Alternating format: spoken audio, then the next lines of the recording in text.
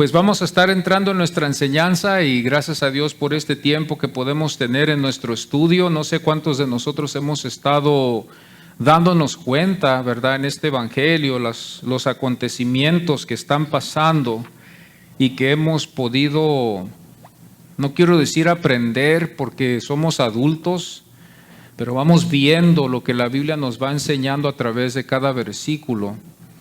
Y también después profundizándonos mucho en ello, ¿verdad? Para que así nos demos cuenta quién es Jesús y qué es lo que, por donde Él pasó. Sabemos que tenemos muchas fuentes que nos pueden perjudicar, la tradición, la ignorancia y muchas otras cosas que pueden venir, que podemos nosotros asumir que es Jesús una cierta persona y en verdad no lo es.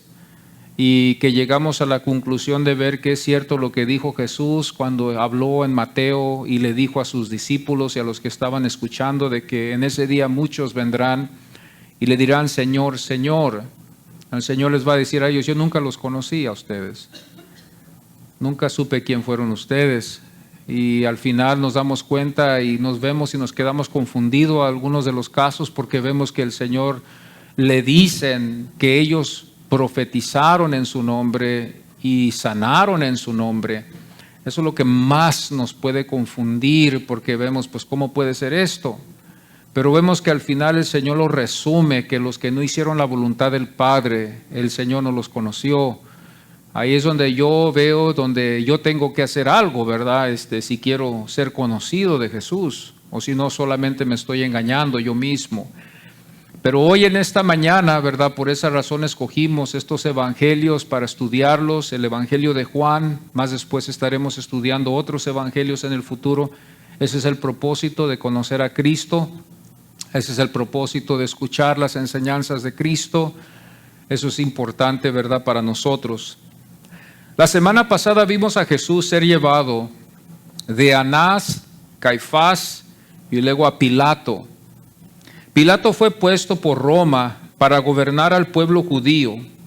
Fue llamado Poncio Pilato, era romano. Pilato también llevó consigo a su esposa, que nos damos cuenta que esto está en Mateo 27:19.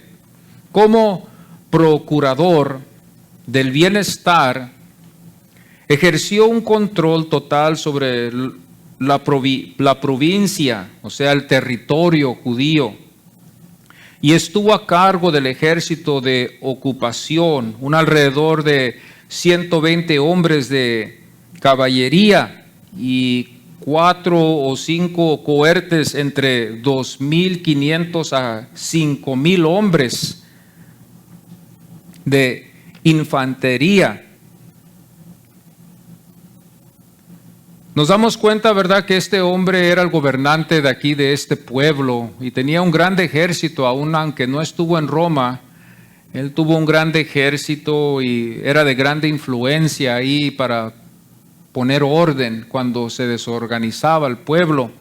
Este era el yugo que ellos odiaban, que le pedían a Dios cada vez en sus oraciones de que Dios los sacara de ese yugo y que ellos pudieran entrar, ¿verdad?, en esta era mesiánica. El procurador tenía plenos poderes de vida y muerte y podía dejar sin efecto sentencias capitales decretadas por el Sanedrín, que tenía que pedirle su ratificación, aprobación. También nombraba a los sumos sacerdotes y controlaba el templo y sus fondos, hasta los vestimentos del sumo sacerdote se hallaban bajo su custodia y solamente se los dejaba llevar durante las festividades. Esto es lo que hemos visto, ¿verdad?, a través de la historia. Esto es lo que vemos nosotros, que él tuvo ese poder también para controlar las prácticas, ciertas prácticas que habían en el templo, Poncio Pilato.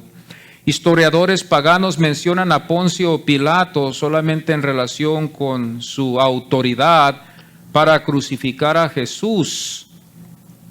Este procurador fue así usado por Dios para esta redención después ser vista. Así hoy estaremos mirando el poder que se usó para librarlo, pero que en vez no fue. Y vamos a ir así, vamos a leer solamente un versículo, mis hermanos, rápidamente. Vamos a leer este versículo, es un versículo solamente, y vamos a estar estudiando este capítulo 19. Vamos a estar estudiando el capítulo 19 de Juan.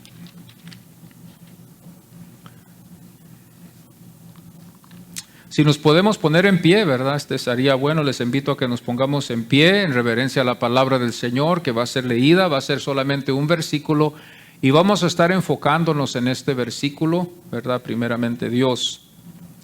Así que entonces tomó Pilato a Jesús y le azotó. Podemos tomar nuestros asientos. Vamos a ver 3 puntos hoy en esta mañana. Jesús fue llevado como culpable. Jesús fue azotado como culpable. Jesús fue acusado por lo que dijo. A base a lo que se dijo, a base, ¿verdad?, a eso se azotó y fue llevado culpable. Nos puede ayudar el Evangelio de Mateo en el capítulo 26, versículo 66, donde dice: es reo de muerte, es reo de muerte. En el segundo punto nos podemos dar cuenta que fue azotado, porque la Biblia nos enseña que le azotó. Pilato no necesariamente fue el que lo azotó, sino fueron los soldados de Pilato que lo azotaron por orden de Pilato. Luego después nos damos cuenta, ¿verdad?, que Juan en este versículo 7 del capítulo 19 nos enseña que el testimonio que ellos usaron se hizo a sí mismo hijo de Dios. Se hizo a sí mismo hijo de Dios. Y me atrevo con toda confianza a hablar, ¿verdad?, acerca de esto por la razón de lo que hemos llegado a estudiar y ver. Algunos tienen temor de aún hasta hablar de esto por la falta de estudio, pero a través de esto, los que estudiamos la palabra del Señor y lo estudiamos bien, nos vamos a dar cuenta, y por esa razón vamos a ver lo que la Biblia nos va a enseñar. En Juan, en el capítulo 18, versículo 28, dice: llevaron a Jesús de casa de Caifás al pretorio. Entonces nos damos cuenta que Jesús ya había sido llevado primero a Anás. Nos dimos cuenta la vez pasada, ¿verdad?, que él fue el primero que menciona, conforme al Evangelio de Juan, que fue a la casa de Anás. La semana pasada nos dimos cuenta también que él era familiar de estos sumos sacerdotes, de esta familia, ¿verdad?, que ellos se consideraban. La vez pasada se los expliqué muy bien, ¿verdad?, que es como si fuera la familia pastoral. Había un cierto respeto, algo así, ¿verdad?, si se podía decir, cuando eran parte de la familia sacerdotal, ¿verdad?, de este grupo de hombres que sirvían en el templo. Nos podemos dar cuenta que había algo de respeto, y por esa razón se ve que aquí se lleva a Anás. También quizás se puede decir que antes Anás fue sumo sacerdote, y quizás también por respeto lo llevaron a él para empezar esta interrogación que se iba a hacer. Juan 18:13 dice: le llevaron primeramente a Anás. Jesús después es llevado a Caifás, el sumo sacerdote. Ahora este es el sumo sacerdote. El versículo 24, Juan nos explica bien y dice: Anás entonces le envió atado a Caifás, el sumo sacerdote. Este era el que estaba encargado en ese tiempo del templo, de todas las prácticas que se llevaban a cabo. Caifás era el yerno de Anás, ¿verdad? Como nos damos cuenta, eran entre la familia. Y nos damos cuenta aquí, ¿verdad?, que es llevado. Aquí con Caifás, no va a estar Caifás solamente solo, sino vamos a ver los alguaciles. Con la ayuda de los otros evangelios nos vamos a dar cuenta que ahí está todo el Sanedrín. La vez pasada nos dimos cuenta, ¿verdad?, estudiando esta fiesta que era la fiesta pascual, y de seguro todo el Sanedrín estaba presente en esta fiesta. Esta era una fiesta tremendamente importante para ellos, ¿verdad?, los judíos. Y todo el Sanedrín podemos ver que estaba ahí presente, porque esta era la fiesta de ellos, esta era una celebración de semana, esta era donde todos los judíos iban a Jerusalén y como una familia, ¿verdad?, que eran, se congregaban en Jerusalén para celebrar este día.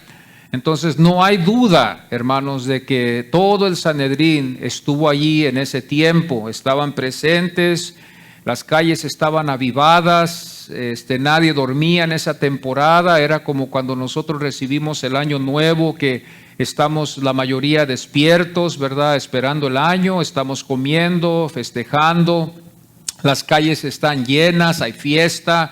Pero en este caso era diferente, ¿verdad?, por la razón de cómo se practicaba. Sabemos bien que esta era un día pascual, era una semana pascual, ¿verdad? Y ellos trataban de hacerlo todo conforme la ley les exigía y conforme los comentaristas de ellos, que ellos también tienen sus comentaristas de la ley, para que ellos pudieran seguir esa orden.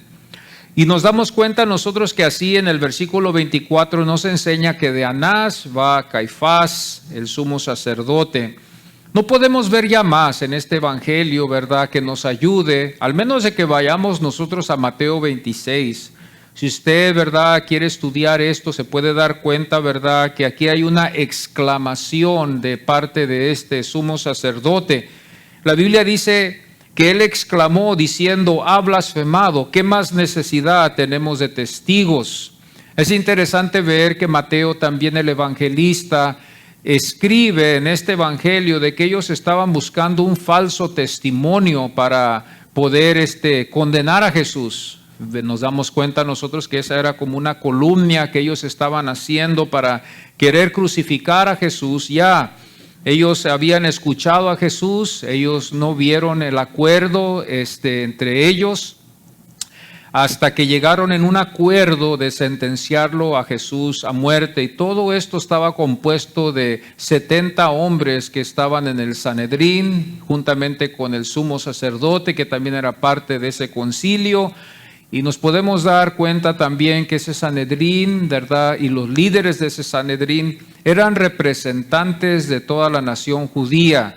Ellos, ¿verdad?, al tiempo que terminaría la fiesta, cada uno vivía en diferentes lugares y eran los ancianos, ¿verdad?, que gobernaban a este pueblo y venían de diferentes lugares, ¿verdad?, de Israel para reunirse en esta grande ceremonia.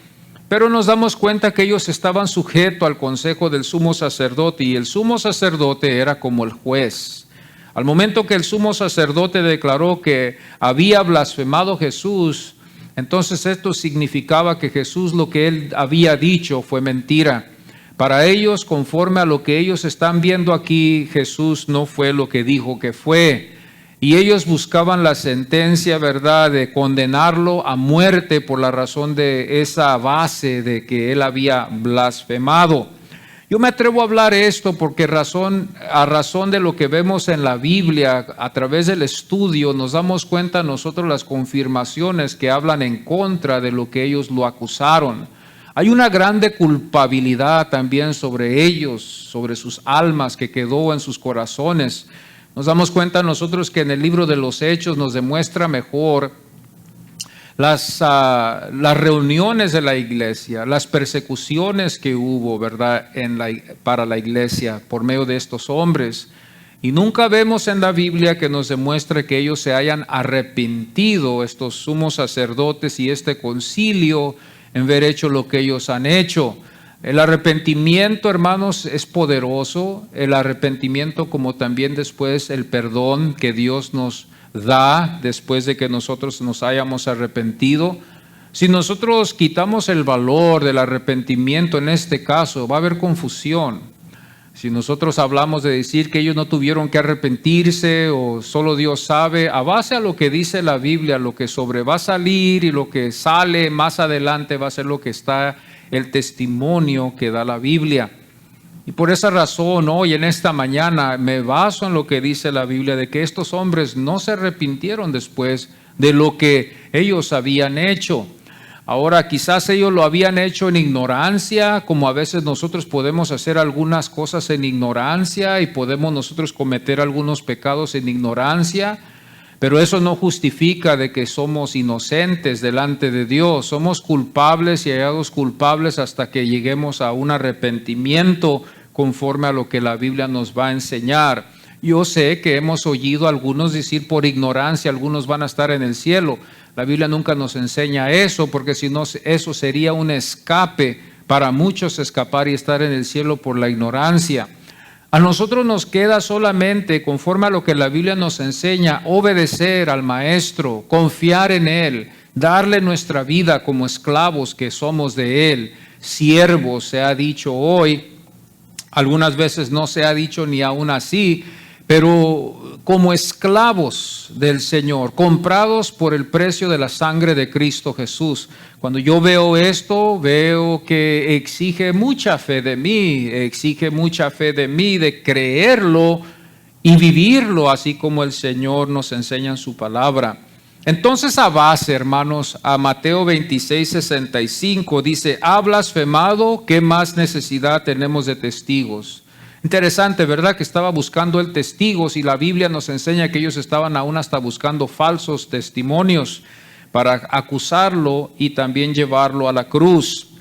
Una de las cosas que podemos examinar esto, y muchos lo han dicho así: si Jesús no hubiera sido aún así el Hijo de Dios, ellos eran culpables por haberlo condenado en como lo hicieron. No hicieron un juicio justo para que Él hubiera tomado los pasos de poder defenderse.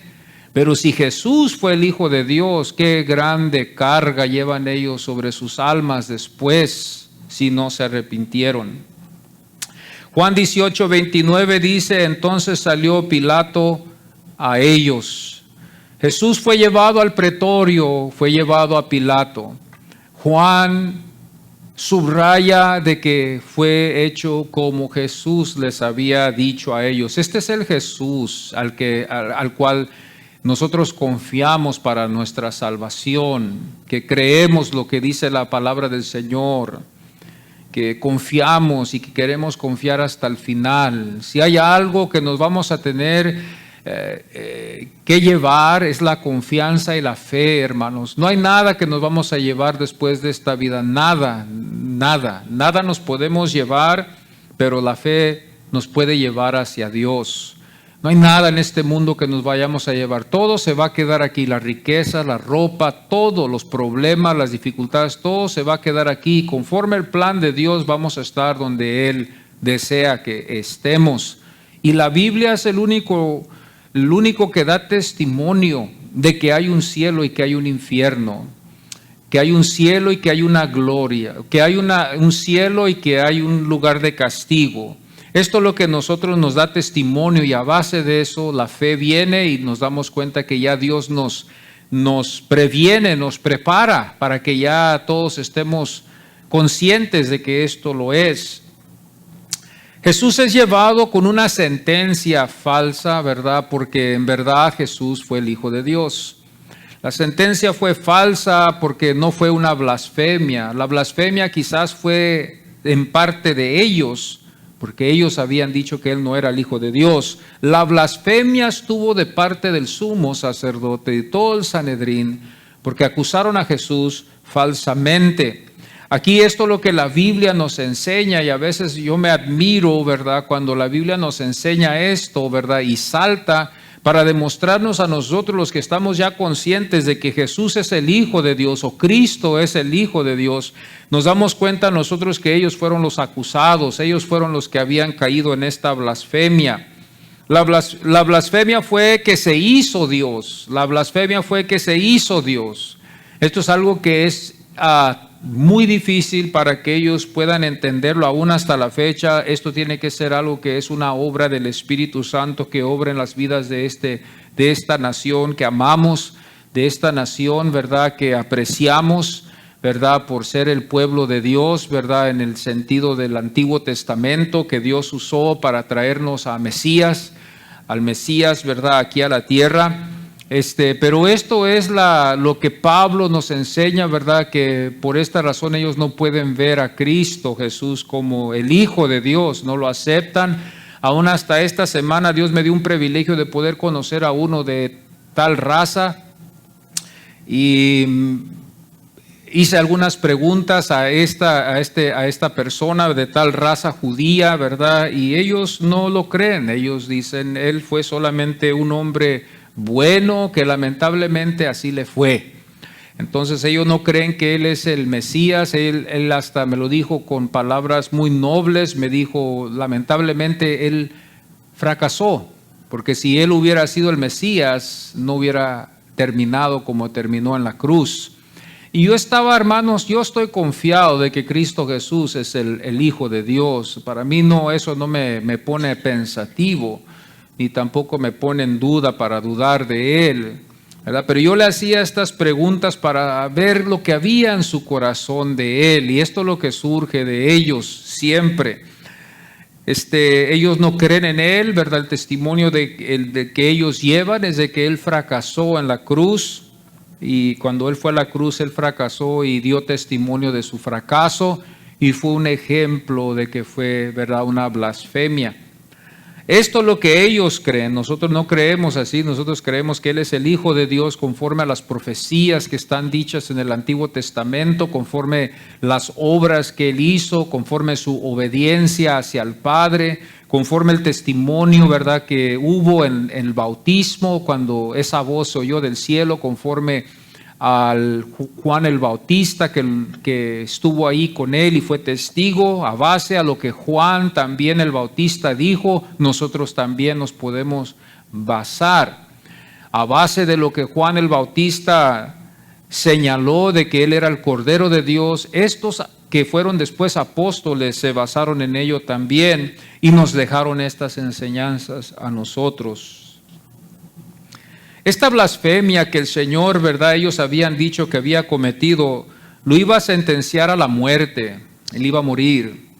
Y es algo interesante cuando estudiamos esto un poquito más, porque yo siempre cuando estudiaba esto, estaba viendo yo lo que la Biblia nos enseña y dije, ¿por qué no me hice la pregunta, ¿por qué no lo sacaron afuera y lo apedrearon? Eso hubiera sido lo correcto de parte de la nación judía. ¿Por qué lo llevaron a Pilato? ¿Por qué no lo apedrearon, lo sacaran afuera y lo hubieran apedreado ahí? Pero nosotros nos damos cuenta que otra cosa acontece aquí, que se cumple lo que Jesús había dicho. Jesús, después de haber sido sentenciado, fue llevado a Pilato, llevado con la sentencia de muerte. Cuando vemos nosotros en Mateo 26:66, dice, el Sanedrín dice juntos, todos ellos, es reo de muerte, o sea, es acusado de muerte, la acusación está sobre él. Marcos 14:55 dice, y todo el concilio buscaban testimonio contra Jesús para entregarla a la muerte. Nos damos cuenta también que este grupo de hombres, estos 70, ya estaban todos en acuerdo de poner este falso testimonio contra Jesús, el que nos iba a salvar.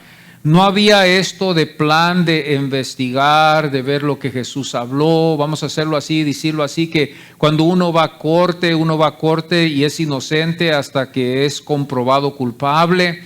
Jesús ya estaba culpable delante de ellos y ellos nomás buscaban en condenarlo. No era como algo como nosotros, ¿verdad?, que podemos a veces en algunos casos, esto pueda pasar en casos así, que la persona puede ser arrestada, pero no es probada culpable, aunque te hayan arrestado, aunque te vayan a meter al lugar de detención, no eres culpable hasta que estás delante del juez o hasta que comprueben que eres culpable. Tú puedes pelear el caso aún hasta cuando a veces el policía te da una multa porque estuviste en alta velocidad y tú crees que no lo estuviste, tú lo puedes pelear. No eres culpable hasta que te comprueban ellos que eres culpable. Pero aquí en este caso fue diferente. En este caso, conforme al Evangelio de Marcos, dice, y todo el concilio buscaban testimonio contra Jesús para entregarle a muerte. O sea, ya estaban con el plan de matar a Jesús, de matarlo a él. Y aquí es donde yo hice la pregunta, ¿por qué no lo mataron ahí? ¿Por qué no lo sacaron afuera? Costumbre a base a lo que ellos acostumbraban. Esto es a base a la ley judía, a base a la ley mosaica. ¿Por qué no? Porque ellos tenían el derecho, ya cuando una persona era culpable, de ejecutar la disciplina o el castigo que ellos veían que era merecido. La sentencia de ellos les dio el lugar. Totalmente les dio el lugar a ellos para poder hacerlo. ¿Qué fue lo que detuvo a estos de no matarle allí? Jesús mucho antes, predijo Jesús de que él de que su muerte iba a ser en la cruz. ¿Dónde hallamos esto? Esto lo podemos ver en Juan 18:32, donde dice: para que se cumpliese la palabra que Jesús había dicho. O luego después, esto no es suficiente, pero cuando vamos a Juan capítulo 12, versículo 32, nos enseña la palabra del Señor y dice: y yo, si fuera levantado de la tierra, a todos atraeré a mí, dándonos a entender que cuando el Señor sería levantado de la tierra, esto no está hablando de una ascensión, esto está hablando, hermanos, de la crucifixión, cuando sería crucificado y levantado en alto para que todos los que estaban ahí lo pudieran ver. Esas cruces no eran muy altas, pero sí eran suficientemente altas. Yo sé que la tradición nos muestra que la cruz está demasiado alta, pero no estaban tan altas como lo demuestra la tradición, pero sí era suficiente para que todo fuera visible y todo el pueblo pudiera ver a Jesús. Imagínese ahora usted en su mente, todos los judíos estaban en Jerusalén, era una celebración pascual y aquí está Jesús crucificado en la cruz como el Cordero de Dios, inocente, sin mancha, sin tacha, sin ningún pecado, lo acusaron. Esto es algo que nosotros nos podemos dar cuenta, ¿verdad? El poder de Dios soberano sobre esto y el testimonio que está escondido detrás de todo lo que se ve visible, ¿verdad? De que Cristo fue inocente, aunque delante de ellos, ellos lo veían culpable porque colgaba a él en una cruz. Ahora esto es algo muy interesante cuando nosotros vemos esto, ¿verdad? Mateo 16, el versículo 21 y también el capítulo 17, versículo 22 y 23 también nos puede ayudar en que él anunció de que él iba a morir. Él había dicho a sus discípulos así, él no les dijo que él iba a estar con ellos para siempre, les dijo: yo sé que los ancianos del pueblo me van a acusar de lo que yo estoy haciendo y me van a matar, pero ténganlo por seguro que yo en el tercer día yo voy a resucitar. Eso fue lo que Jesús les dijo conforme a el Evangelio de Mateo, capítulo 16, versículo 21 y capítulo 17, versículo 22 al 23. Juan 19, 20 también dice: y muchos de los judíos leyeron este título porque el lugar donde Jesús fue crucificado estaba cerca de la ciudad. Fíjense bien que el público estaba allí. Ellos fueron testigos. Salían de Jerusalén los que se habían levantado en la mañana y veían la cruz. ¿Quién es el que, se hacían la pregunta quizás, quién es el que ahora cuelga en la cruz? Y cuando se acercaban a ver, ¿quién era? Era el que les había predicado la palabra de Dios, era el que los había sanado, era el que había hecho milagros, era el que había resucitado a Lázaro. Todo, hermanos, esto fue hallado o visto en mal, en pecado. Jesús no hizo nada malo. Jesús, al contrario, él estaba demostrando la grandeza de Dios, mas ellos lo malinterpretaron a base a lo que el Sanedrín decidió en hacer. Aquí hay una culpa tremenda, aunque Dios es soberano y Dios está en este plan, hay un pecado grande de parte de ellos. Hechos 2:36 dice: toda la casa de Israel. Nos damos cuenta que mejor no hubiera sido esto escrito, ¿verdad?, en el libro de los Hechos, porque aquí nos estamos dando cuenta que todo Israel fue culpable de esto. Cuando vemos nosotros el capítulo 2, versículo 36, fue una culpa, ¿verdad?, que ellos llevaron. Fue algo que Dios usó para traerlos a ellos hacia Él, los que iban a creer en Jesús, pero al mismo tiempo también sirve de una condenación por los que iban a rechazar el Evangelio. Fíjense que el Evangelio tiene dos filos, amados. Tiene un filo para salvar y tiene un filo para condenar. La razón es porque al momento que la persona rechaza el evangelio, y usted va a decir, bueno, no les voy a predicar el evangelio, pero la cosa es de que al momento que el evangelio se predica conforme a lo que la Biblia nos enseña, y tú lo rechazas, tú eres culpable de la sentencia que va a caer sobre tu vida al final de esta vida. Ahora, si tú no crees que hay una vida después de esta vida, bueno, pues puedes irte así, pero si te topas con Dios, que sí te vas a topar con Él en la eternidad, lo que te espera va a ser un castigo eterno, sin fin y para siempre una tormenta, ¿verdad? Como nos enseña Jesús. Este es el castigo que se topa a todos. Por eso, en un sentido, es una bendición cuando uno lleva el evangelio, porque ahí los que Dios ha escogido y que les da la habilidad conforme a la regeneración que Dios hace en sus corazones. Yo soy un creyente en la regeneración del corazón, como Jesús nos enseña en Juan 3, donde Él nos enseña que es el Espíritu el que regenera el corazón para poder ver el reino. Al menos de que no sea, si no es eso, hermanos, no puedes ver otra forma de salvación. No estamos nosotros capacitados por nacimiento de aceptar a Dios. Es más, nosotros no queremos nada con Dios. Queremos sus bendiciones, pero con Dios realmente no queremos nosotros nada con Él por naturaleza, porque somos pecadores. Entonces Dios es el que en nuestros corazones regenera ese corazón incrédulo. Por esa razón usted puede decir, yo me acuerdo cuando era incrédulo, me acuerdo cuando yo no creía, pero cuando oí el evangelio acepté al Señor. Bueno, porque el Señor, antes de que usted hubiera escuchado el evangelio, ya lo había regenerado a usted. Es solamente por medio de la regeneración que la persona puede ser salva. Nosotros vamos a predicar el evangelio sin ninguna garantía de que la gente vaya a ser salva. Nosotros solamente salimos en obedeciendo a Jesucristo a base de lo que Él dijo, id por todo el mundo. La iglesia se compone en la obediencia, ¿verdad?, de obedientes a salir a divulgar el evangelio sin promesa de que vaya a tener una cosecha. Entonces, esto es a base de ello. Nosotros nos damos cuenta que Jesús fue llevado con la sentencia. Jesús supo de que muerte y quiénes serían los que lo iban a matar. Oh, sí, Jesús ya sabía. Esto no es una mentira, esto es una verdad. Él sabía que los ancianos lo iban a matar. Él sabía que Judas lo iba a entregar. Él sabía que Pedro lo iba a negar. Él sabía que ellos se acercaban y Él estaba consciente de todo lo que estaba aconteciendo. Él sabía todo lo que iba a pasar. No podemos decir que no supo y que fue una sorpresa de que Judas de repente sale de entre el grupo y dice, y va a hacer lo que Él va a hacer. No es una sorpresa de Jesús de que Pedro lo iba a negar, aunque después lo iba a restaurar.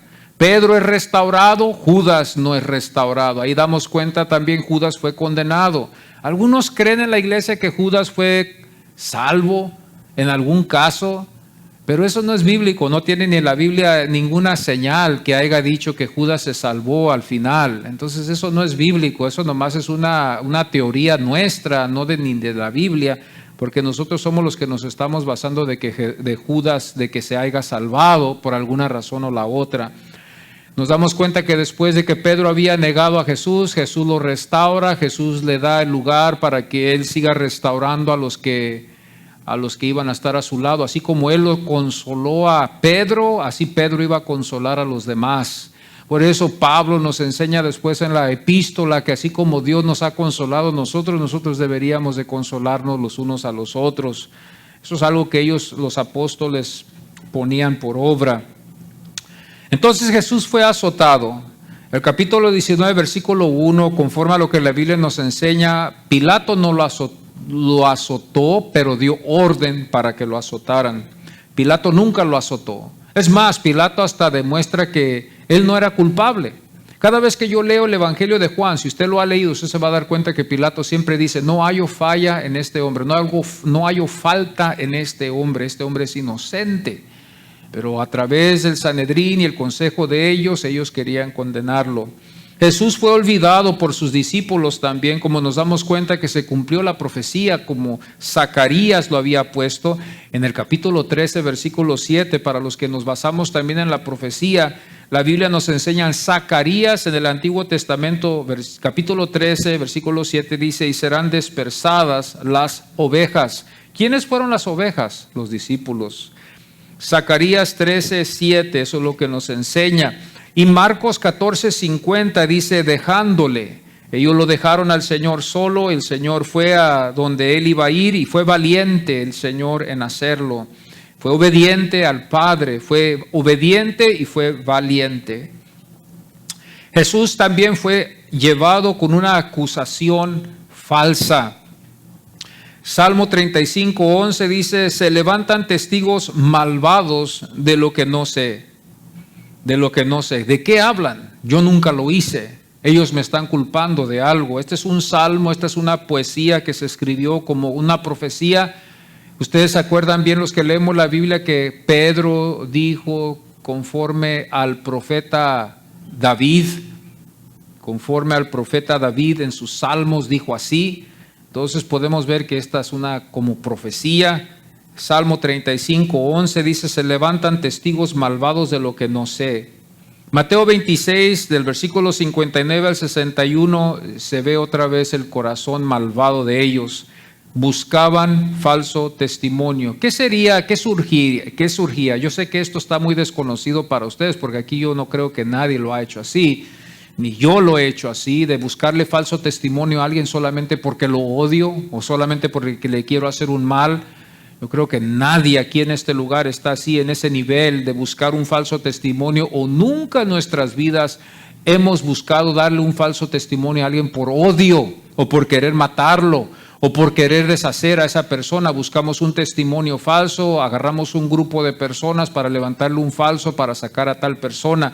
Eso yo creo que nunca surgiría a nosotros, porque si no sería lo que está aquí: testigos malvados delante de Dios sería dicho de nosotros. ¿Verdad? Es una forma malvada de ver la maldad que había en el corazón de todos estos 70 hombres. Yo digo ahora, en este momento, no hubo ni uno ahí entre ellos que haya dicho en contra de esto, porque vemos nosotros que la Biblia se compone y nos enseña, hermanos, que se compone en decir de que ellos todos estuvieron en un acuerdo. La Biblia no dice que hubo desacuerdo, la Biblia no dijo que hubo división, todos estaban en un mismo pensar. Entonces vemos 70 hombres más el sumo sacerdote en este estado de malvados para hacer esto. Jesús sería crucificado entre ladrones después, como conforme a Isaías 53, 12 dice: por cuanto derramó su vida hasta la muerte. Esto nos damos cuenta que la Biblia nos enseña. Mateo 27, 38 dice: entonces crucificaron con él a 2 ladrones. Basándonos en lo que dice el testimonio de la palabra del Señor, Jesús fue puesto en un lugar donde no debería de haber sido puesto. Jesús fue puesto en un lugar en medio de ladrones. Jesús, por ver predicado, ver sanado, ver restaurado, ver revivido a Lázaro, ver hecho tantas buenas obras, ver sido amor, ver sido obediente al Padre. Hoy en estos tiempos a veces vemos casos así, podemos verlos en la noticia. Parece que hace como 4 meses atrás vi en la noticia de un hombre latino que estaba delante de las pantallas, ¿verdad?, que estaban televisándolo, ¿verdad?, que eran las noticias. Y estaba él acusando de que lo habían acusado falsamente y que estuvo en la cárcel por más de 30 años en la cárcel por una falsa acusación. Y que él iba a defender eso, ¿verdad? Iba a ir a los abogados para pelear ese caso, para que lo puedan recompensar por esa falsa acusación y por el tiempo que sirvió en la prisión por no sé cuántos años. Mañana usted va a ver en el History Channel, ¿verdad?, que va a haber casos así, o quizás en un documental usted va a ver esto, de que esto puede surgir. Pero eso no quita de que ellos no son pecadores, y son pecadores, mas Cristo así fue en este sentido, en esa forma acusado, a base a lo que Él es, el Hijo de Dios. Eso somos nosotros. Yo tomé, ¿verdad?, este tiempo también para leer algo para ustedes, para la ayuda de ustedes, conforme este doctor, ¿verdad? Blinzer se llama él. Blinzer declaró, y él, conforme al estudio que se profundiza en ellos un poquito más, dijo: la crucifixión era desconocida en la ley criminal judía. La ley judía prescribía que los idólatras y los blasfemos que hubiesen sido apedreados serían colgados de una horca, pero no como pena de muerte, sino como castigo adicional después de la muerte, con el fin de presentar a la persona ejecutada como un maldito de Dios. Eso es algo interesante. Entonces, que conforme a este doctor, conforme a este erudito, nos damos cuenta que después del estudio que él tuvo en esto, los judíos no crucificaban a los que merecían la pena de muerte. Los apedreaban, pero los colgaban después en un árbol, los colgaban como ejemplo al pueblo de lo que había acontecido, pero ya después de que él había muerto. Nos damos cuenta de esto, por eso yo hice la pregunta después o antes que yo hallé esto: ¿por qué no lo apedrearon a Jesús? Yo hice la pregunta en mi estudio: ¿por qué no apedrearon a Jesús conforme a lo que la ley prescribía de haberlo apedreado? Nosotros nos damos cuenta que Jesús, conforme al apóstol Juan y los otros apóstoles, ellos dieron testimonio de que Jesús ya había dicho que no iba a ser apedreado, porque si no lo hubiera dicho, sino que dijo que él iba a ser crucificado. Entonces, algo muy interesante: después de que los judíos no creían en crucificarlo, quiebran ellos eso y lo llevan ante Pilato. ¿Para qué? Para que lo crucifiquen. Esto es algo muy interesante cuando nosotros nos damos cuenta. Esto se basa en Deuteronomio, en el capítulo 21-23, donde nos enseña, ¿verdad?, que esta clase de castigo era llevado. Y quizás algunos de nosotros pensábamos quizás que los judíos clavaban a la gente en un árbol, pero eso era después de que los mataban. Después de que los mataban a estos ciertos idólatras o a estos ciertos blasfemos, ellos el cuerpo lo llevaban, lo colgaban, ¿verdad?, con esta horca, lo colgaban en un árbol para ejemplo a todos los jóvenes, a todos los niños, a todos los que estaban ahí. Influía en ellos el temor para que así ellos no fueran así también. Esto era una forma de ejemplo, de castigo. Los judíos, esto era lo que ellos aplicaban. La enciclopedia también americana registra la historia de la crucifixión como una manera de castigo por el crimen. Debe ser estudiada como una parte del sistema romano. Es más bien un sistema romano. Entonces, cuando Cristo fue crucificado conforme al sistema romano, no conforme al sistema judío. El sistema judío solamente apedreaba a tales personas que sentenciaban ellos a muerte, pero Roma era la que ejecutaba esta crucifixión. Y también Roma tenía sus requisitos. De lo que yo puedo acordarme, ellos no crucificaban a los romanos, ellos solamente crucificaban a los gentiles. Esa era la pena de muerte. Entonces ellos tan cruel veían la crucifixión que los romanos ni la aplicaban con sus ciudadanos. Ellos tenían otras formas en cómo quitarle la vida a los criminales. Pero a los gentiles ellos sí lo ponían por obra. Era lo más horrendo, lo más peor que podía haber, el peor castigo que pudiera haber visto, en ser crucificado y después puesto delante de todo el público, ¿verdad?, en una forma vergonzosa.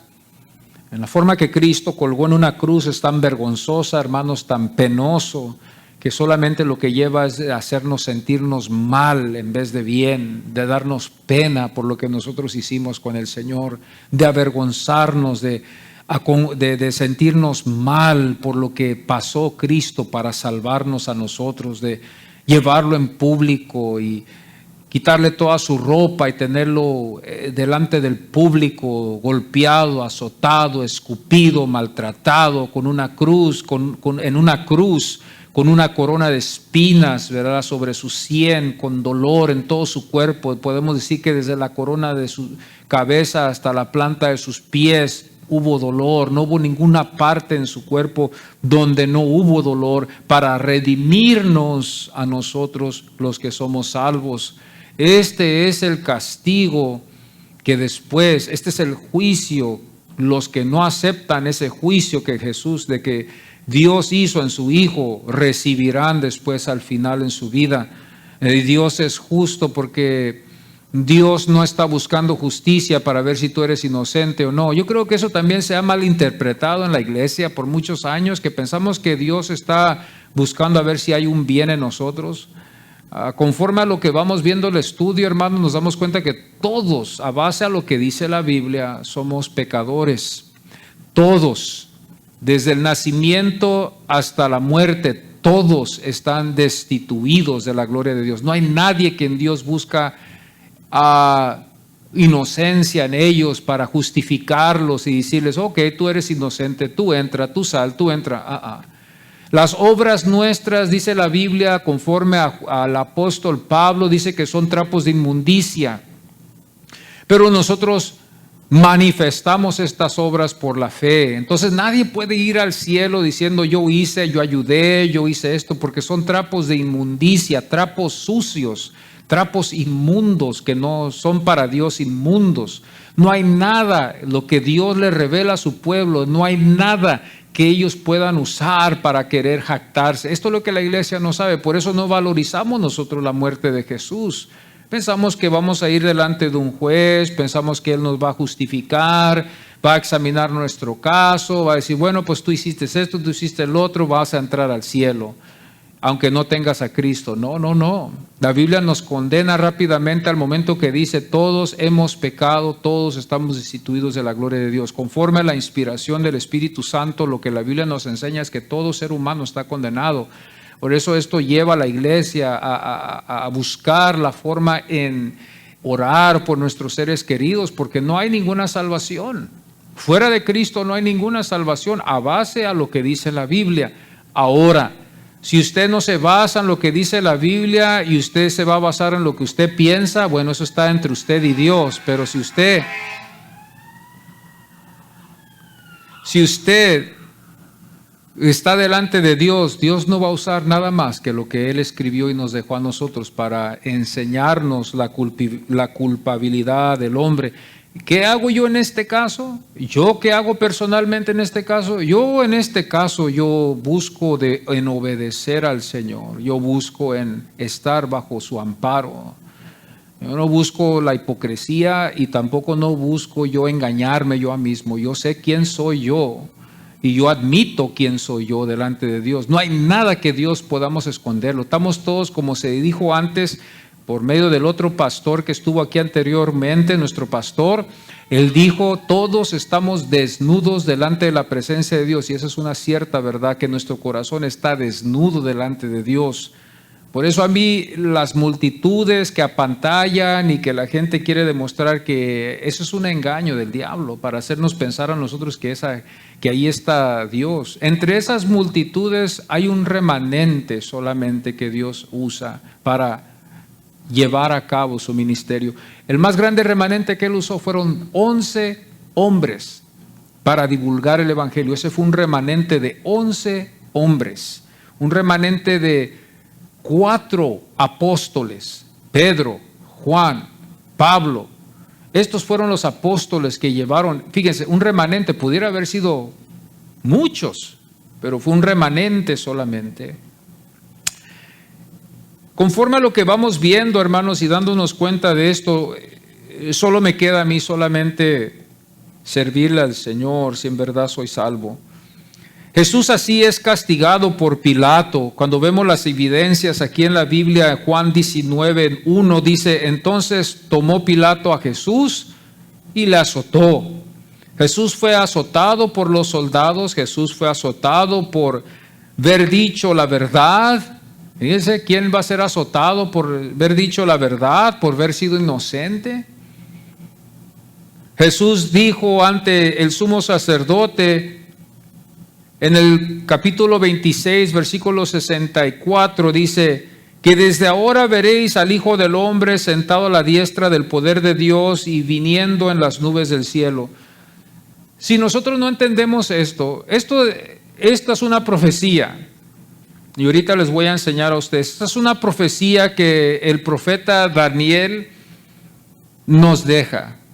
Esta es una profecía que Daniel vio en su visión del Mesías que venía. Y Jesús delante de ellos, bajo juramento, lo dijo así. ¿Usted sabe lo que es bajo juramento? Bajo juramento significa que él estaba testificando de la verdad. No podía mentir él. Él tuvo que hablar la verdad. Y Jesús no dice yo soy. No vemos el apuro de Jesús, pero Jesús declara estas cosas. Y yo digo, Señor, ¿por qué no les dijiste tú eres el Mesías? ¿Por qué no les dijiste que tú eras el cumplimiento? ¿Por qué no usaste todas las profecías que tú sabías, que tú las sabías todas?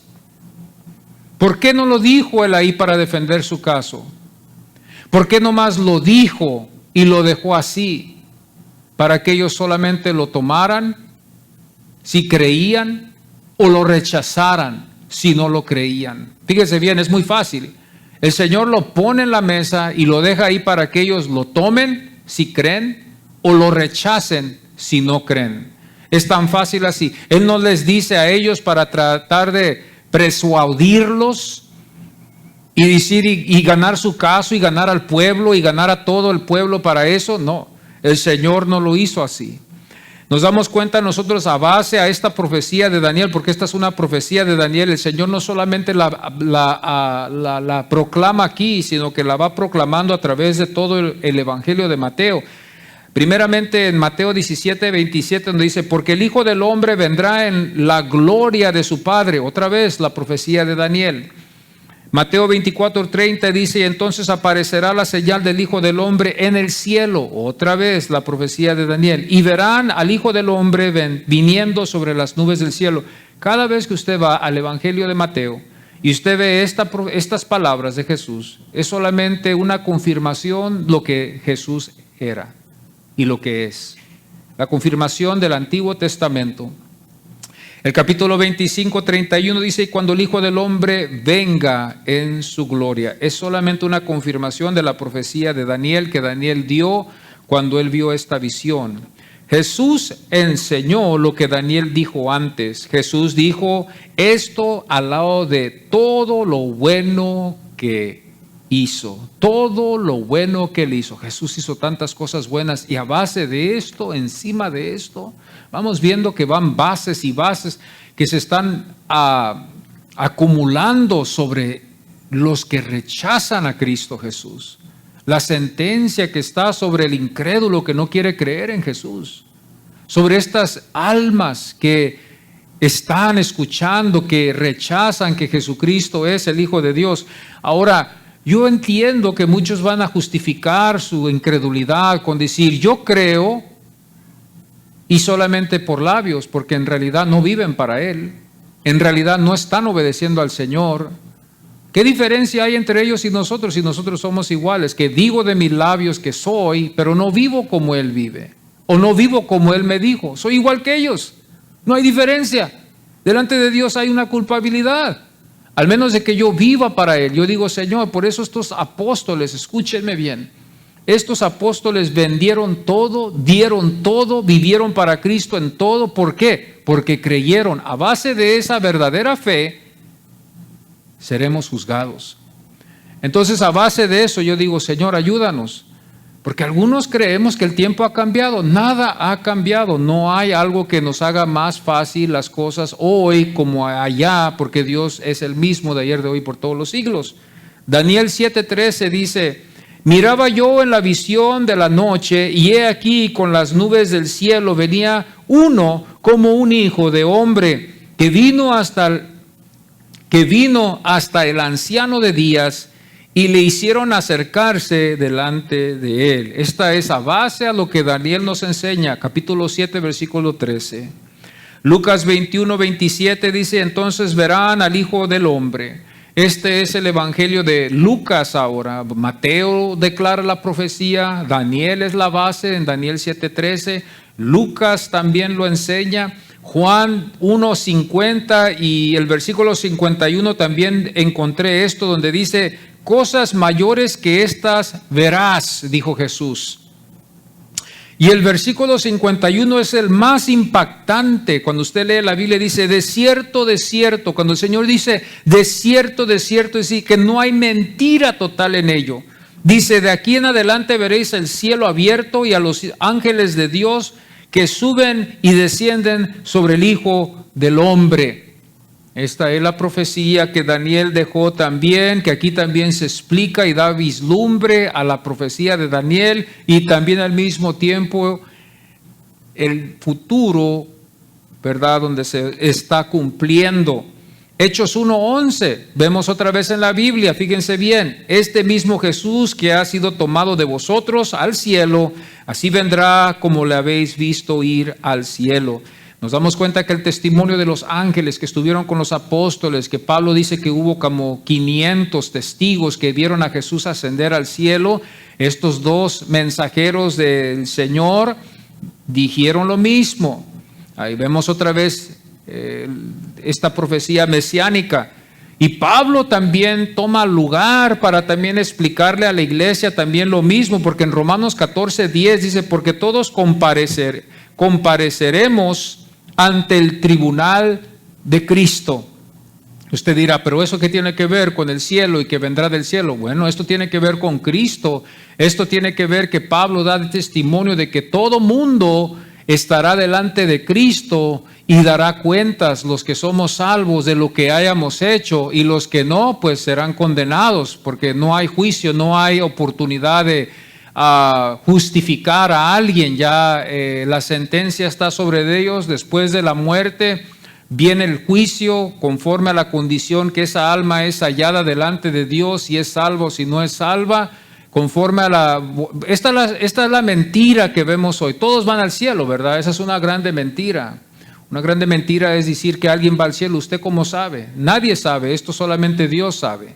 Dios es el único que sabe quién va a estar en el cielo y quién no va a estar en el cielo. Conforme lo único que nos podemos basar nosotros para llevarnos a servirle al Señor sería el fruto y sería la evidencia de que somos cristianos. Ahí es donde vamos nosotros saliendo de lo normal. Por eso yo digo, mis amados hermanos, esto es triste, ¿verdad?, de la situación en la que se ve la iglesia hoy en este estado a base a lo que la Biblia nos enseña. Esto me lleva a mí a buscar el arrepentimiento. Esto me lleva a mí a dejar las cosas que me impiden de servirle al Señor, la incredulidad, los asuntos que a veces estorban. Hay muchos que el enemigo siempre, nosotros la iglesia estamos siempre bajo un ataque para que no estemos sirviéndole al Señor. Siempre hay un ataque. Siempre que nosotros estamos delante de Dios, que todo el tiempo estamos bajo un ataque, bajo un reto, bajo la visión de Dios. En todo tiempo Dios nos está viendo. En algún sentido tiene bien, ¿verdad? Dios nos ve todo tiempo, pensamos nosotros, bueno, pues todo me va a ir bien, me va a cuidar, me va a librar. Sí, es cierto, pero si tú estás pecando también te ve. Y si tú hablas mal, también te ve. Y si tú piensas mal en tu corazón, también te ve. Donde quiera que tú estás, Él te ve. Él ve tus intenciones. Por eso lo único que podemos hacer es que hacer la oración que Jesús nos describe, de la mejor oración que pudo haber visto, la del publicano y no la del fariseo. El fariseo se golpeaba el pecho ahí entre todos y se hacía como que él estaba bien delante de todos, y todos pensaron que, porque estaba bien vestido, estaba limpiecito, estaba con sandalias y todo, pues él se veía bien, ¿verdad? El publicano era un ladrón, pero el publicano reconoció que él era pecador y vivió lo que Dios nos demuestra, porque se arrepintió. Digo, no pudo ni levantar su vista porque él sabía que él había pecado. Él sabía que su vida no estaba correcta conforme a lo que la Biblia nos enseña. No pudo jactarse. Nadie nos podemos jactar en la iglesia. Eso nomás nos demuestra qué tan lejos podemos a veces estar de que no reconocemos a veces las cosas. Pablo sigue. A través de esta palabra nos enseña la Biblia, ¿verdad? Pablo sigue hablando del Mesías. para los que estamos en Cristo, para los que somos salvos, para los que están en el libro de la vida. Yo quiero estar en el libro de la vida. Yo quiero abrazar a Cristo. Yo quiero que Cristo esté en mí, porque yo sé que al momento que salga de esta vida, si es mañana, si es en 2 años, que ya no esté yo aquí, yo quiero que mi alma esté con el Señor, porque el Señor me demuestra que así es. Primera de Tesalonicenses 4:16 dice: porque el Señor mismo, con voz de mando, con voz de arcángel y con trompeta de Dios, descenderá del cielo, y los muertos en Cristo resucitarán primero. Otra vez vemos a uno que desciende del cielo, el Mesías, el que todo ojo le verá. Antes yo decía, bueno, pues ¿cómo se va a poder hacer esto? Es que todos serán juzgados conforme, en este caso, por medio de Cristo Jesús. No hay otra salida. Apocalipsis 1:7 dice otra vez, y vamos en acuerdo a base a lo que Daniel nos enseña: he aquí que viene con las nubes, y todo ojo le verá. Otra vez, hablando de la profecía de Daniel. Y los que le traspasaron, fíjese, y todos los linajes de la tierra harán lamentación. Y yo cuando veo esta palabra lamentación, me hago un alto al momento ahí y examino. ¿Qué significa lamentación para usted? ¿Qué significa lamentación para usted? Una persona que se está lamentando cuando vean a Cristo. Todos nos vamos a lamentar, porque todos hemos fallado en alguna forma o la otra.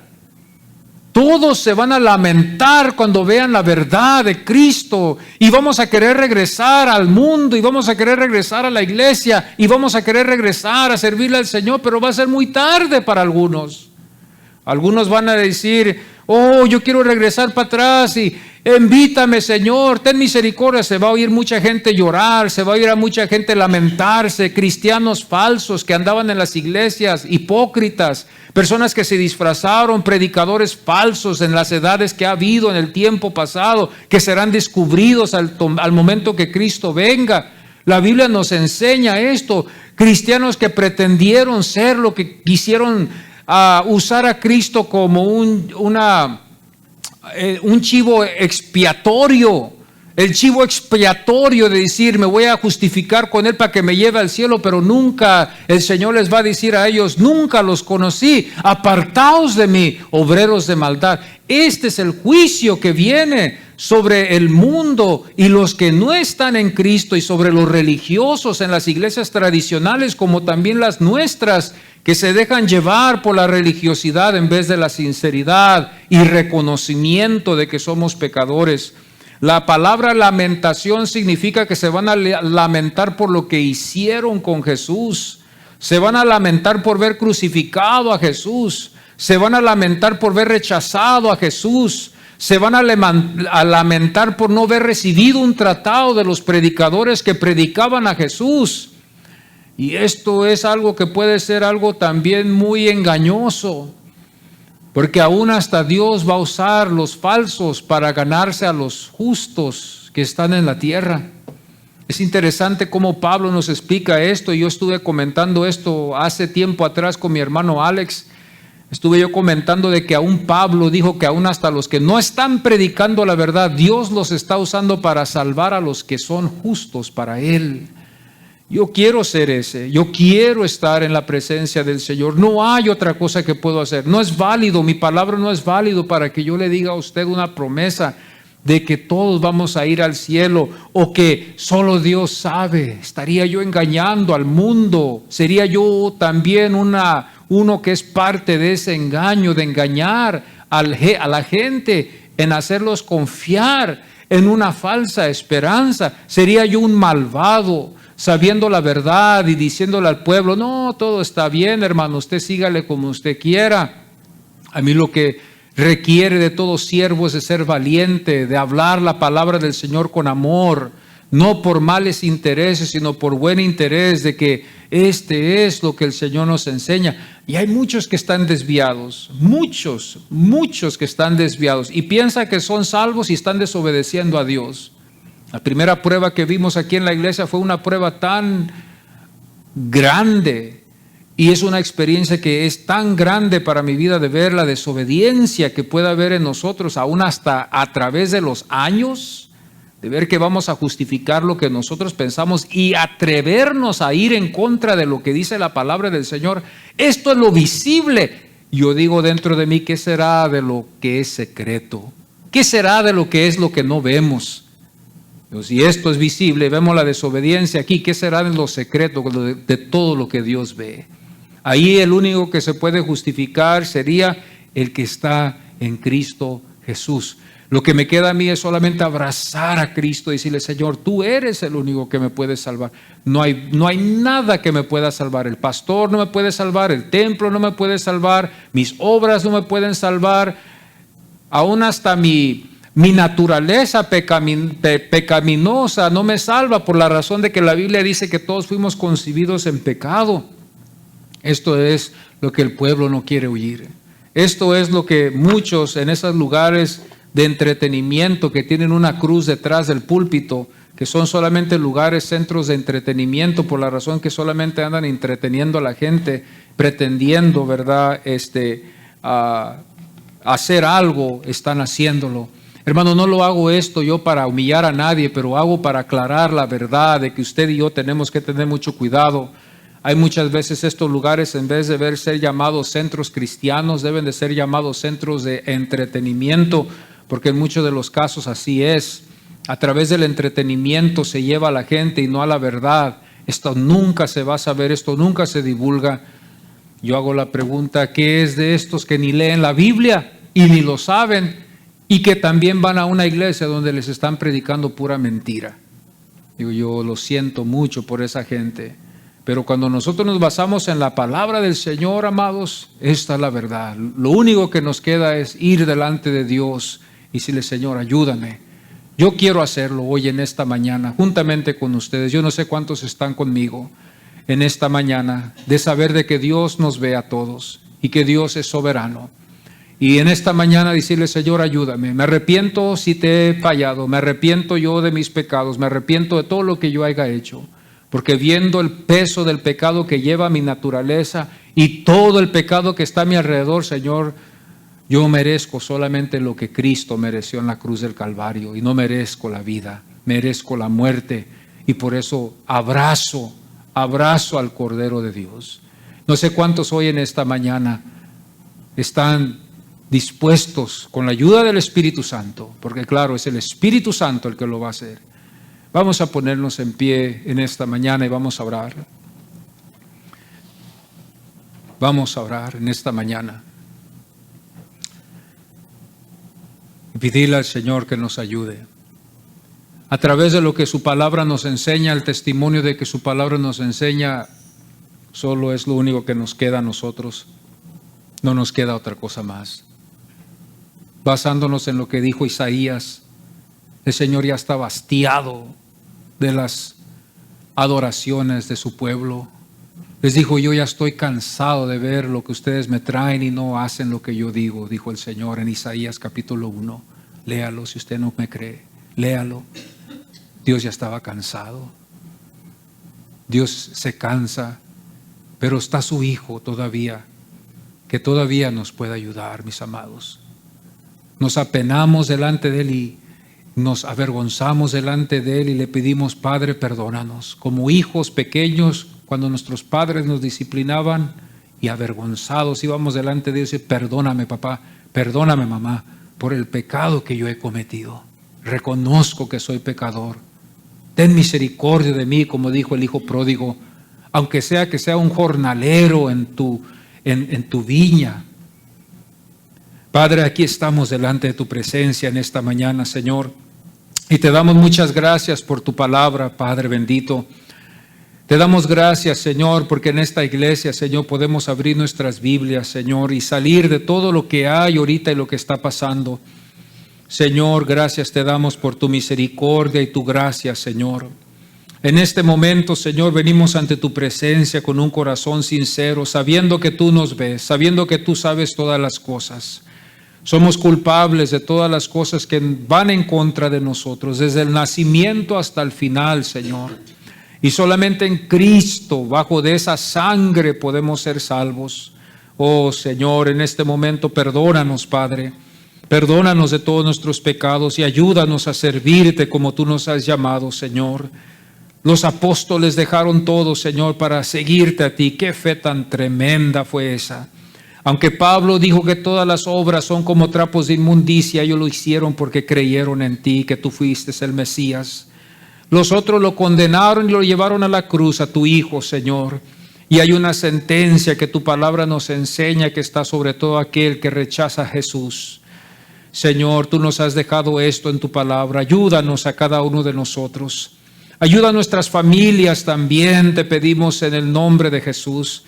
Ten, Señor, misericordia de ellos para salvarlos, para llevarlos a la verdad, a la verdadera salvación. Que ellos puedan acudir al Evangelio, que ellos puedan refugiarse solamente en Cristo, Señor. Abre los ojos de ellos para que ellos vean, Señor, que todo lo que hay en este mundo se va a quedar aquí. Los placeres se acaban, las cosas del mundo se van a quedar. Lo único que nos vamos a llevar va a ser lo que tenemos, nuestra alma, nuestra carne aquí se va a quedar. Ayúdanos a confiar en ti, Señor. Te pedimos por nuestras familias, te pedimos por nuestros hogares, te pedimos por nuestros hijos, te pedimos por nuestros nietos, te pedimos por nuestros vecinos, te pedimos por esta ciudad de Huntington Park, Señor. Oh, Señor, yo veo a través del tiempo la perversidad y la idolatría, la borrachería que hay, la prostitución, Señor, que aún hay, Señor, en este lugar, en esta ciudad, Señor. Y aquí has puesto este faro. Oh, Señor, así como en Corinto, donde estuvo tu apóstol. Oh, Señor, ayúdanos en estos tiempos en los que vivimos que son tan engañosos. Ayúdanos, Padre. Ayúdanos en este momento, Espíritu Santo. No hay otra que solamente tú. Ayúdanos, Señor, en el nombre de Jesús. Gracias, Señor. Amén y amén.